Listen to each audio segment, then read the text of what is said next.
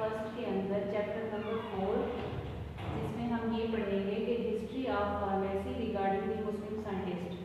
मतलब फार्मेसी की फील्ड में जो मुस्लिम साइंटिस्ट थे उनकी क्या क्या कंट्रीब्यूशंस हैं, उन्होंने किस तरह से काम किया और फार्मेसी की जो फील्ड है उसको एलाबोरेट करने के लिए या उसको अंडरस्टैंड करने के लिए उन मुस्लिम साइंटिस्ट की कौन सी कंट्रीब्यूशंस हैं, उन्होंने किस तरह से वर्क आउट किया। ठीक है, इसके अंदर हमारे पास टोटल जो है हम जो कंट्रीब्यूशन देखेंगे, टोटल हमारे पास 6 मुस्लिम साइंटिस्ट हैं, 6 साइंसदान हैं। सबसे पहले है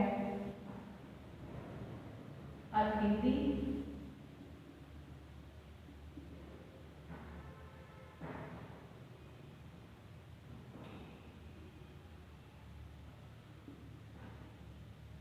अल-बैरूनी,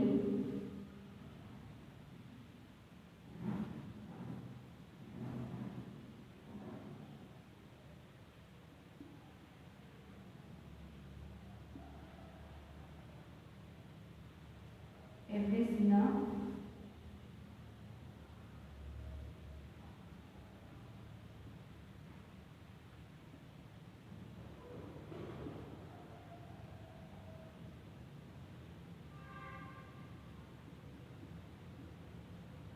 इब्न ज़ुबैर,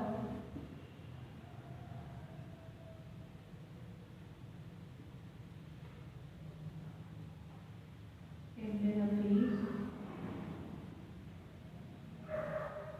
इब्न नफीस and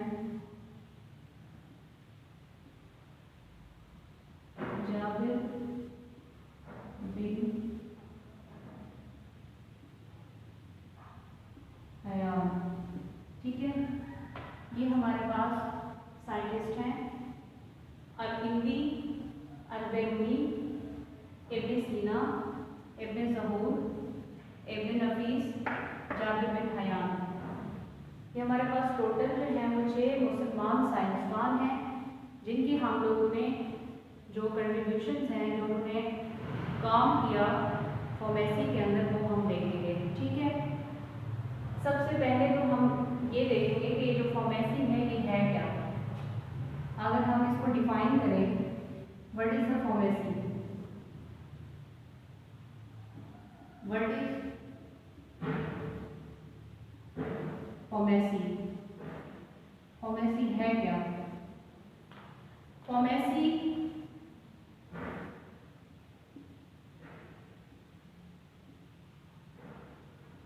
pharmacy is derived from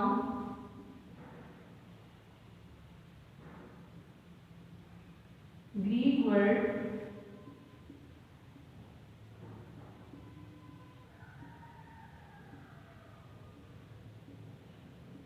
pharmacy is derived from Greek word that is pharmakon। Greek word कौन सा है, फार्माकोन। ठीक है, जो फार्मेसी है ये एक ग्रीक यूनानी अल्फाज से निकली है जो है हमारे पास फार्माकोन। अब फार्माकोन का मतलब है कि ड्रग या फिर मेडिसिन। फार्माकोन का क्या मतलब है, ड्रग और मेडिसिन। ठीक है, ये हमारे पास फार्मेसी की सिंपल डेफिनेशन है। ठीक है, अब जो फार्मेसी है इसमें मतलब इसका जो रोल है वो क्या है, कौन सी इसका किरदार क्या होता है। अगर हम रोल की बात करें या किरदार की बात करें तो वो कौन सा क्या रोल प्ले करती है फार्मेसी। ये ड्रग की मैन्युफैक्चरिंग,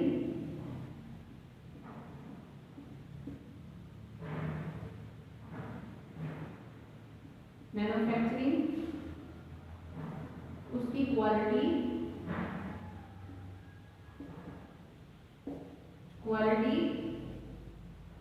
उसकी प्योरिटी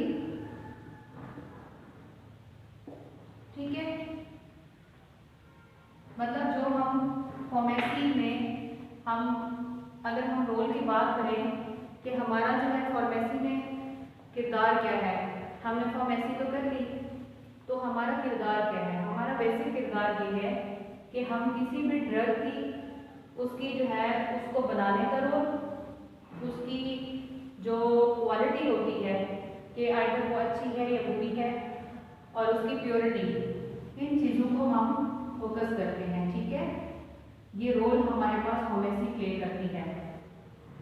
अच्छा, उसके बाद हम ये देखते हैं मुस्लिम साइंटिस्ट की कंट्रीब्यूशंस। फार्मेसी हो गई, अब हमने देखना है कि मुस्लिम साइंटिस्ट जो हमारे पास थे, अल-किंदी सबसे पहले है।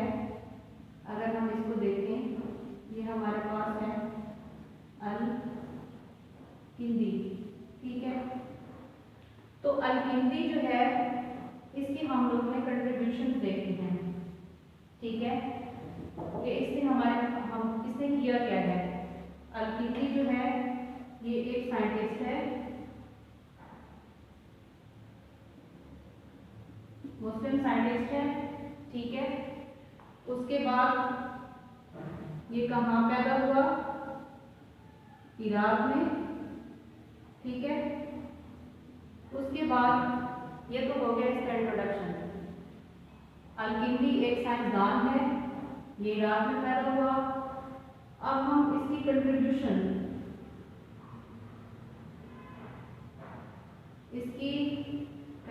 देखते हैं कि इसने काम क्या किया था।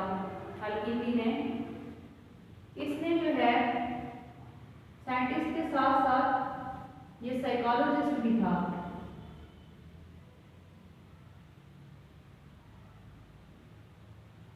ये क्या था? ये साइकोलॉजिस्ट भी था। अब साइकोलॉजिस्ट होने के नाते इसने क्या किया? इसने म्यूजिक का इस्तेमाल किया। म्यूजिक का इस्तेमाल किया। उसके बाद इसने क्या किया? इसने कुछ कॉस्मेटिक में अपनी कंट्रीब्यूशन अदा की। उसके बाद इसने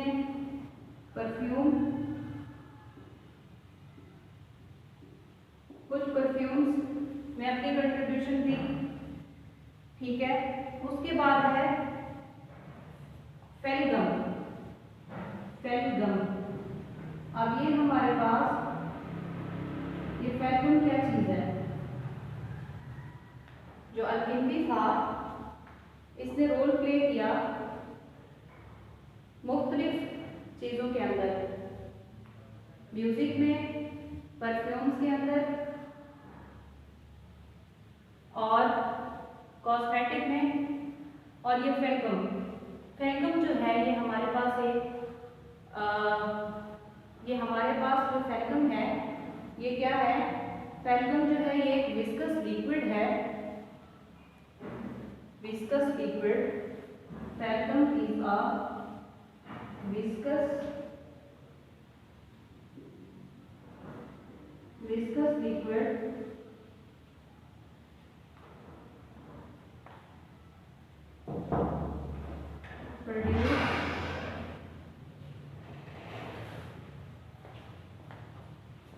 produced in living system by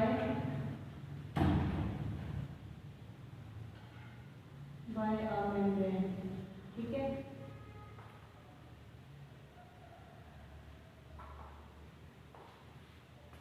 हम अल-किंदी की कंट्रीब्यूशंस पढ़ रहे हैं। ठीक है, अल-किंदी जो था एक मुस्लिम साइंसदान था।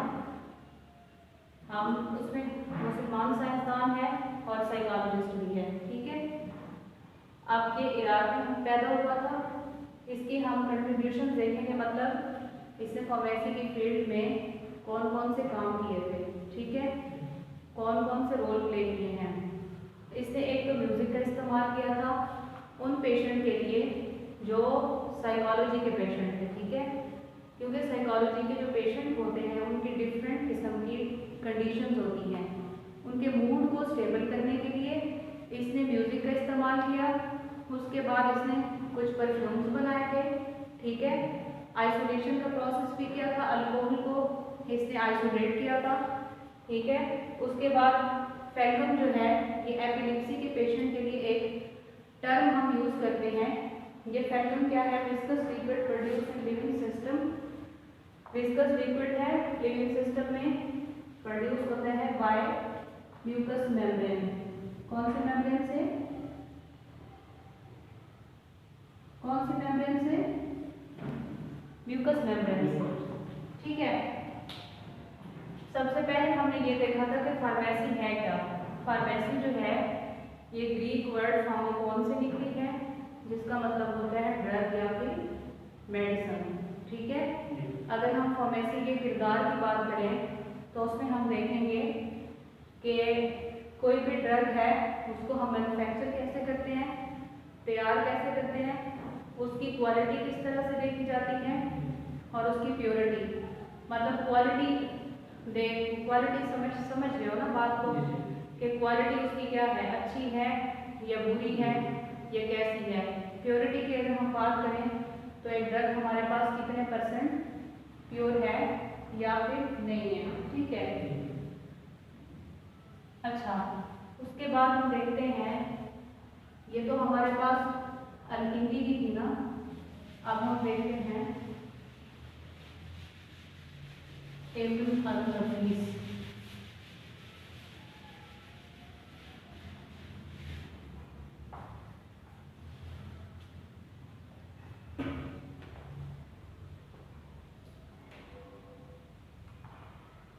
इब्न अल-नफीस, ठीक है।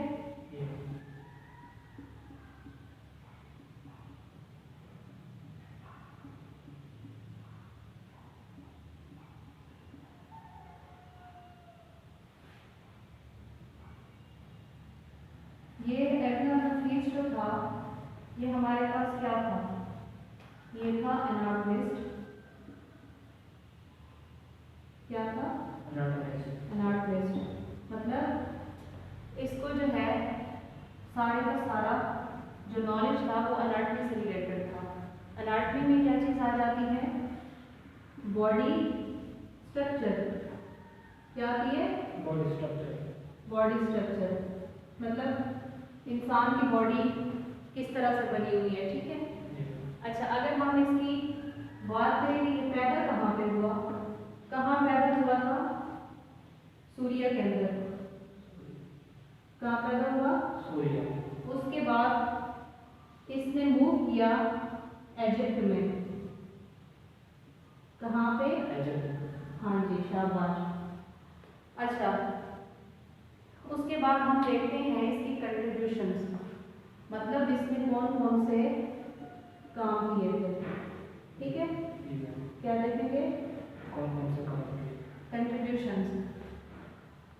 इसने जो है जो काम किए थे, पल्मोनरी सर्कुलेशन, कोरोनरी सर्कुलेशन, ठीक है। इसने किस पे काम किए थे? Pulmonary circulation. पीसी, मैं कोड वर्ड बना लेती हूँ। पीसी मतलब पल्मोनरी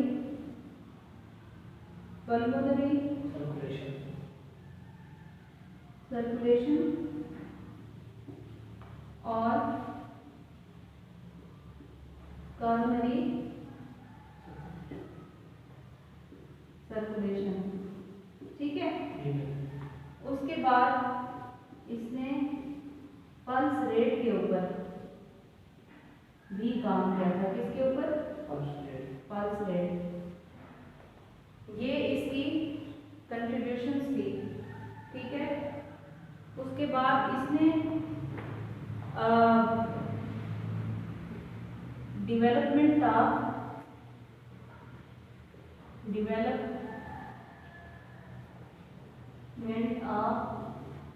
100 ड्रग्स, ठीक है।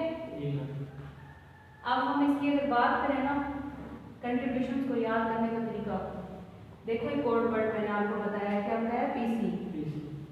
मतलब P से पल्मोनरी, ठीक है, और C से क्या होगा, coronary, pulmonary and coronary circulation, ठीक है। उसके बाद पल्स रेट। अब ये पल्स रेट क्या होता है, ये जो हमारी इंसान की, हाँ, ये जो पल्स रेट क्या होता है, हाँ पल्स रेट, इस यहाँ से पल्स चेक करते हैं, मतलब हार्ट बीट करता है ना, तो जो ब्लड की जो सर्कुलेशन होती है, वो जो ब्लड की जो पंपिंग होती है वो फास्ट हो रही है या स्लो हो रही है, ठीक है। तो उसको हम जज करने के लिए कहाँ से, यहाँ से पल्स रेट चेक करते हैं, इस जगह से, ठीक है। तो ये जो यहाँ पे एक छोटी सी वेन होती है, वो हमें बताती है कि आपका जो ब्लड की जो सर्कुलेशन है वो कैसे हो रही है, ठीक है। अगर स्लो होती है तो इसकी क्या होती है, जो मूवमेंट होती है वो क्या होती है, आहिस्ता होती है, ठीक है। उसके बाद इसने क्या किया था, डेवलपमेंट ऑफ 100 ड्रग्स, इसने 100 ड्रग्स की डेवलपमेंट पर भी काम किया, ठीक है। उसके बाद हम देखते हैं इब्न ज़बूर, इब्न ज़बूर को देखते हैं, ये समझ आ गई है।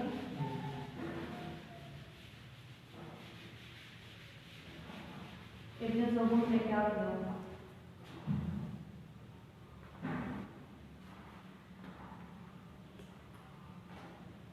ये हम तीसरा साइंटिस्ट पढ़ रहे हैं, इब्ने, इसने क्या किया था, ये जो इब्ने ज़बूर था ये हमारे पास ये क्या था, सर्जन था, क्या था, सर्जन था, ठीक है। ये सर्जन था और ये स्पेन के अंदर पैदा हुआ था, ठीक है। सर्जन था और ये इसकी पैदा कहाँ पे हुआ था, स्पेन में, ठीक है। अब देखो यहाँ से याद रखना है, क्योंकि सर्जन है ना, तो सर्जन का क्या काम होता है, हाँ, बॉडी को डाइसेक्ट करना, ठीक है। अगर हम इसकी कंट्रीब्यूशंस की बात करें, कंट्रीब्यूशंस की अगर बात करें तो इसने क्या किया, डाइसेक्शन पे काम किया, किस पे काम किया, बॉडी को डाइसेक्ट करके दिखाया, ठीक है। उसके बाद इसने क्या किया, इसने जो है इनहेल एनेस्थेटिक पे काम किया, ठीक है, इनहेल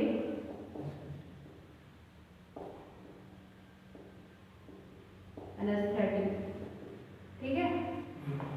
अब ये इनहेल एनेस्थेटिक का क्या मतलब है, एनेस्थेटिक क्या होता है, एनेस्थेटिक को कहते हैं नशे को, किसको कहते हैं, जो जैसे सर्जरी, क्योंकि जाहिर बात है सर्जन था ना, उसने जब पेशेंट की सर्जरी करनी थी तो वो उनको नशा तो देगा, ऐसे तो नहीं करेगा ना, तो उसने ऐसा तरीका मतलब इन्वेंट किया कि वो उसने पेशेंट को जो है नशा इनहेल करवाया, जिसको सूंघना कहते हैं, ठीक है।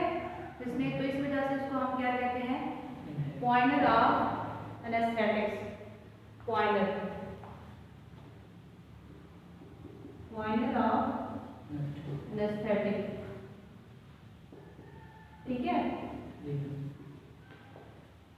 उसके बाद इसने क्या काम किया था, इसने remarkable contribution towards the neuropharmacology, clinical neuropharmacology, इसने रिमार्केबल कंट्रीब्यूशन दी थी, कहाँ पे, न्यूरोफार्माकोलॉजी में। अब न्यूरोफार्माकोलॉजी में क्या क्या है, मतलब न्यूरो का क्या मतलब है, शाबाश, न्यूरो का मतलब होता है related to brain, related to brain, अच्छा। उसके बाद इसने एक और भी काम किया था, फार्माकोपिया लिखा था और वो प्रिंट आउट हुआ था 1491 में, ठीक है। जी। क्या लिखा था? फार्माकोपिया। क्या लिखा था? फार्माकोपिया। फार्माकोपिया क्या होता है? जिसके अंदर ना सारी की सारी किसी भी ड्रग की इंफॉर्मेशन होती है। एक ऐसी बुक जिसके अंदर सारी की सारी ड्रग की इंफॉर्मेशन होती है, ठीक है। अच्छा, उसके बाद हम देखते हैं अबू अली सीना। कौन सा देखेंगे? अबू अली सीना। ये समझ आ गई है? मुश्किल तो नहीं है? इंशाल्लाह हो जाएगा। हाँ, नहीं है मुश्किल, ठीक है। ये हम बहुत पढ़ रहे हैं। यस, अबू अली सीना। अब ये इसका क्या काम था? अबू अली सीना जो था, ये हमारे पास था केमिस्ट, ठीक है। क्या था? केमिस्ट। और ये कहाँ पे पैदा हुआ था? उज़्बेकिस्तान। कहाँ पे पैदा हुआ था? उज़्बेकिस्तान, ठीक है। उज़्बेकिस्तान जो होता है वहाँ पे ये पैदा हुआ था, ठीक है। उसने, क्योंकि देखो ये केमिस्ट था, फिजिशियन भी था, केमिस्ट भी था, इसने डायग्नोसिस का प्रोसीजर बताया था हमें, ठीक है। और इसकी कंट्रीब्यूशंस क्या क्या हैं? कंट्रीब्यूशंस कौन कौन सी हैं? डायग्नोसिस, ठीक है। उसके बाद इसने हमें क्या बताया था? स्टीम डिस्टिलेशन,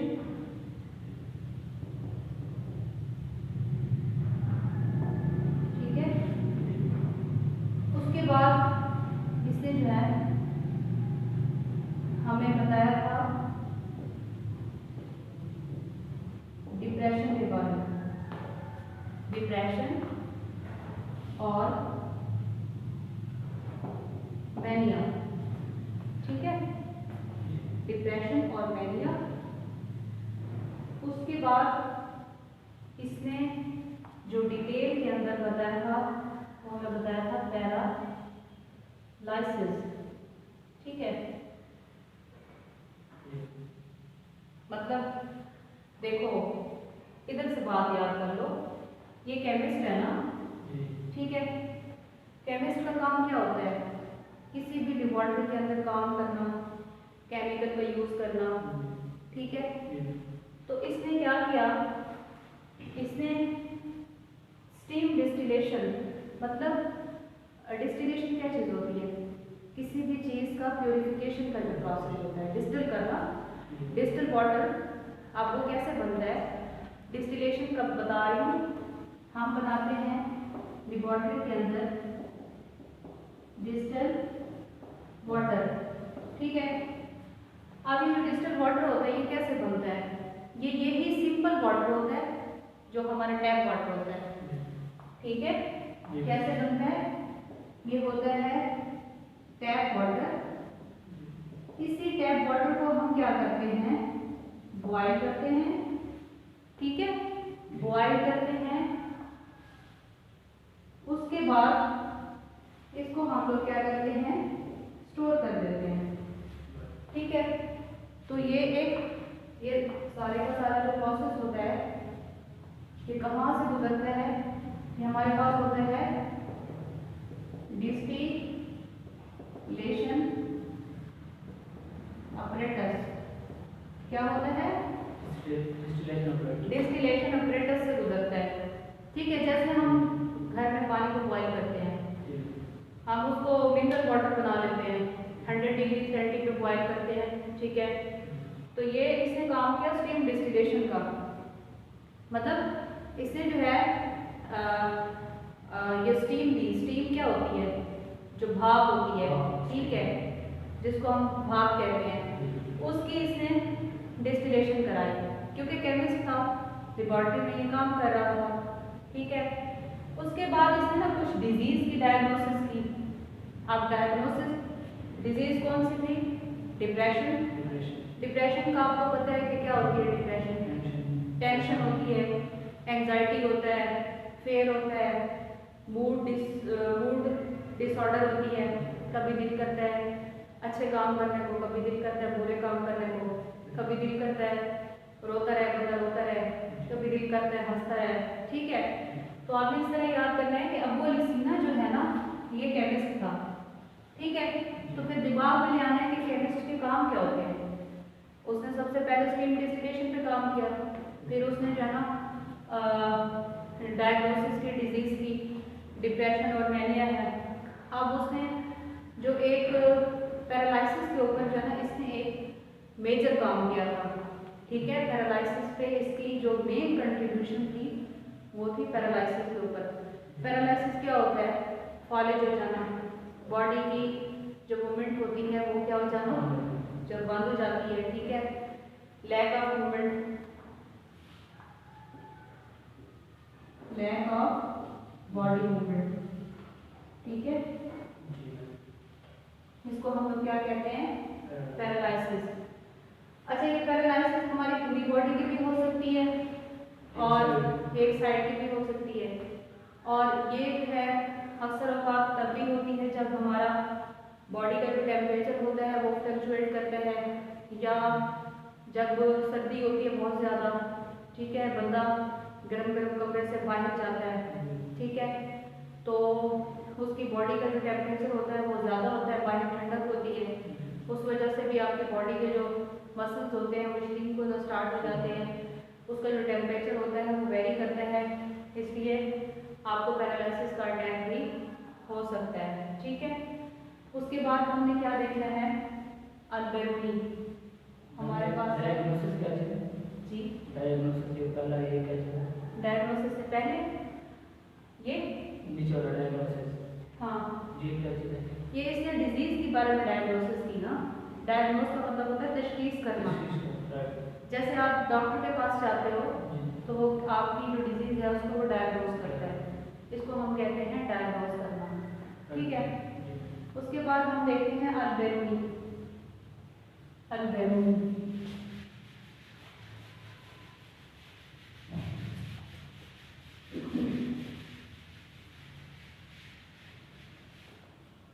ये हमारे पास 5th नंबर का साइंटिस्ट है।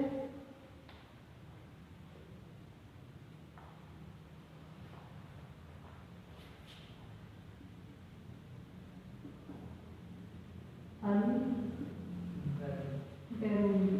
अभी अल्बेरोनी ने क्या किया? अल्बेरोनी जो था ये हमारे पास फार्मासिस्ट है। फार्मासिस्ट था, क्वार्सी में पैदा हुआ। ये क्या है? फार्मासिस्ट।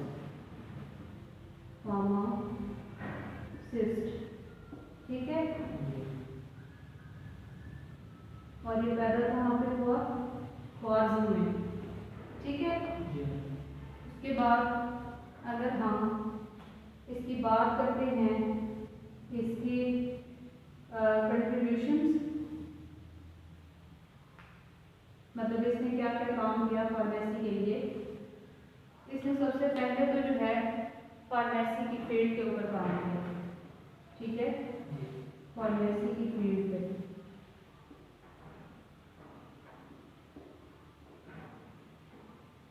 उसके बाद इसका और क्या काम था अल्बेरोनी का?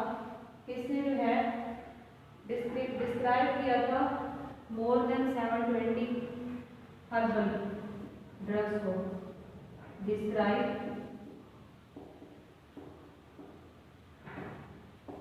More than 720 herbal drugs. ठीक है, हर्बल हर्बल का मतलब जानते हो? ये जो होती है पौधों से बनाई जाने वाली, पौधों से बनाई हुई दवाइयाँ। ठीक है ना, फार्मेसी की फील्ड के ऊपर इसका वास्ट काम है। ठीक है, उसके बाद इसने हर्बल ड्रग्स के ऊपर भी काम किया। उसके बाद इसने एक्टिव कॉन्स्टिट्यूएंट, एक्टिव कॉन्स्टिट्यूएंट पे भी काम किया। ठीक है, अब ये एक्टिव कॉन्स्टिट्यूएंट क्या होता है? नहीं पता क्या होता है। देखो, जो मैं आपको इस तरह मिसाल दूँ, जैसे आप सालन बनाते हो ना, ठीक है, सालन कौन सी ऐसी मेजर चीज है जिसके बगैर नहीं बनता? याद करो, कोई एक ऐसी चीज होगी। घी हो गया। हाँ, घी। देखो, घी के बगैर तो सालन नहीं बनता, या बनता है? तो ऐसे ही जो आपकी मेडिसिन है, जो ड्रग है, जैसे आपको बुखार होता है या कुछ भी होता है आप लेते हो, तो वो जो ड्रग है या वो जो मेडिसिन है वो आपकी एक्टिव कॉन्स्टिट्यूएंट के बगैर नहीं बनती। ठीक है, अब देखो, समझने की कोशिश करो। हमारे पास एक ड्रग है पैनाडॉल। कौन सी ड्रग है? पैनाडॉल। ठीक है, अब पैनाडॉल के अंदर एक्टिव कॉन्स्टिट्यूएंट कौन सा है? ये है पैरासिटामोल। क्या है? पैरासिटामोल। ठीक है, और ये हमारे पास है एक्टिव कॉन्स्टिट्यूएंट। ठीक है, उसके बाद एक और चीज होती है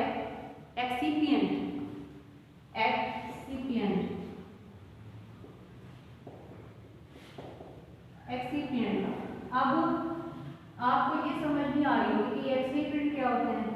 अब देखो, जैसे आपने सालन बनाया, उसमें घी आपका एक्टिव कॉन्स्टिट्यूएंट था ना, ऐसे उसके बगैर सालन नहीं बनेगा। बाकी आपने क्या डाले? नमक, मिर्च, हल्दी, लहसुन, प्याज, चिकन, जो भी था। ठीक है, तो वो सारी चीजें क्या हुई? एक्सिपिएंट। ठीक है, तो अब पैनाडॉल के अंदर पैरासिटामोल एक्टिव है और इसमें एक्सिपिएंट में आएगा टैल्कम। ठीक है, उसके बाद कोई भी लुब्रिकेंट। ठीक है, एटसेट्रा। ठीक है, तो एक्टिव कॉन्स्टिट्यूएंट की बात समझ आइए। मेजर कॉन्स्टिट्यूएंट जिसके बगैर आपकी कोई भी ड्रग नहीं बनेगी। ठीक है, समझ आई मेरी बात? तो ये पैनाडॉल के अंदर जो पैरासिटामोल है, ये क्या है? Active constituent. ठीक है, अगर हमारे पास पैरासिटामोल नहीं होगा तो हमारी पैनाडॉल नहीं बनेगी। ठीक है, ये हमारे पास थी अल्बेरुनी की कंट्रीब्यूशन और ये कहाँ पैदा हुआ। उसके बाद हम देखते हैं जाबिर बिन हयान। ठीक है, जाबिर बिन हयान जो था, ये कहाँ पैदा हुआ?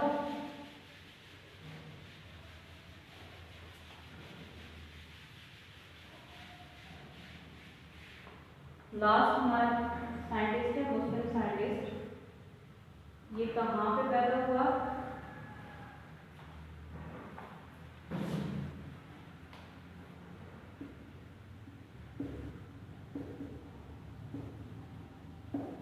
जाबिर बिन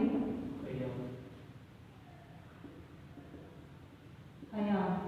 ठीक है, अच्छा, ये जाबिर बिन हयान जो था, ये हमारे पास था केमिस्ट। क्या था? केमिस्ट। और ये कहाँ पैदा हुआ? ये पैदा हुआ है ईरान के अंदर। ठीक है, कहाँ? ईरान में।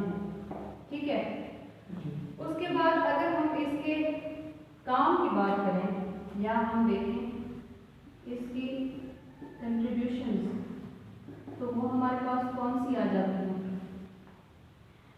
इसने जो है लेबोरेटरी में काम किया। लेबोरेटरी में काम किया डिस्टिलेशन पे। ठीक है, उसके बाद इसने क्या किया?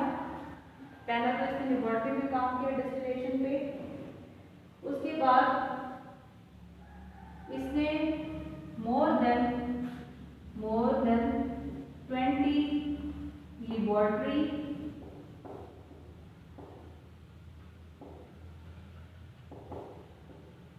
इक्विपमेंट्स को इन्वेंट किया। क्या किया? 20 से ज्यादा जो लेबोरेटरी के इक्विपमेंट्स थे उनको इसने क्या किया? इन्वेंट किया, इजाद किया। ठीक है। उसके बाद इसने बहुत सारे केमिकल भी इजाद किए थे। क्या किए थे? केमिकल, जिनमें है नाइट्रिक एसिड, HCl, H2SO4, ठीक है, और एक्वा रिजिया। ठीक है। कौन कौन से केमिकल हैं? नाइट्रिक एसिड, HCl और एक्वा रिजिया। ये तो हम मैट्रिक्स से पढ़ते आ रहे हैं ना कि जाबिर बिन हयान ने क्या इन्वेंट किया था? Sulphuric acid, hydrochloric acid, aqua regia. ठीक है। एक्वा रिजिया क्या है? ये जो है गोल्ड को क्या करता है? डिसॉल्व करता है। ठीक है। एक्वा रिजिया क्या है? डिसॉल्व दी गोल्ड। समझ आइए मेरी बात? ये वाहिद ऐसा केमिकल है जो गोल्ड को डिसॉल्व करता है। ठीक है। उसके बाद इसने एक और काम भी किया था, इसने गोल्ड की प्योरिफिकेशन का भी काम किया था। किसका? गोल्ड की purification of gold. Purification of gold. अब ये हमारे पास कंट्रीब्यूशन किसकी थी? जाबिर बिन हयान की। समझ आए? देखो केमिस्ट है ना, तो लेबोरेटरी में काम कर रहे हैं। लेबोरेटरी में जो बंदा काम करता है वो केमिकल भी इन्वेंट करता है। ठीक है। इसने केमिकल की इन्वेंशन की जिनमें हमारे पास सल्फ्यूरिक एसिड है, हाइड्रोक्लोरिक एसिड है, नाइट्रिक एसिड है। ठीक है। उसके बाद इसने क्या काम किया? लेबोरेटरी में डिस्टिलेशन पे काम किया। ठीक है।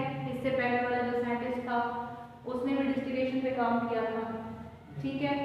उसके बाद इसने लेबोरेटरी में मोर देन 20 लेबोरेटरी इक्विपमेंट्स भी इन्वेंट किए थे। समझ आई मेरी बात? अब ये था आज का हमारा मुस्लिम साइंटिस्ट की कंट्रीब्यूशंस। ठीक है, in the field of pharmacy. इसके बाद हम पढ़ेंगे नेक्स्ट लेक्चर इंशाल्लाह चैप्टर नंबर 5।